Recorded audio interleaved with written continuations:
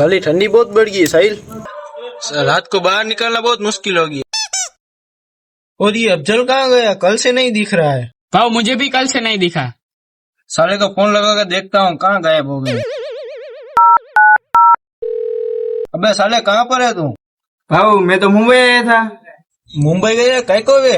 एक मूवी का ऑडिशन देने। मूवी का ऑडिशन देने? कौन सी मूवी का?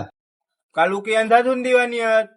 अबूबू तेरे को देखकर ही मूवी का नाम रखा है क्या बे? नहीं भाऊ, मूवी का नाम देकर मुझे बुलाया है।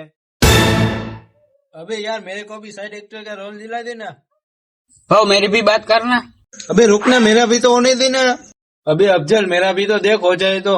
भाऊ यहाँ तो सिर्फ काले लोगों की जरूरत है, तुम्हारा कुछ नहीं हो सकता क्योंकि तुम गोरे हो। भाई यहाँ तो सिर्फ काले लोगों की जरूरत है, अपना तो कुछ काम ही नहीं है। साला कुछ ही मतलब नहीं है गोरा पैदा होगा, काले लोगों की डिमांड बढ़ रही है। धुआं आ रहा है, जलाना तू।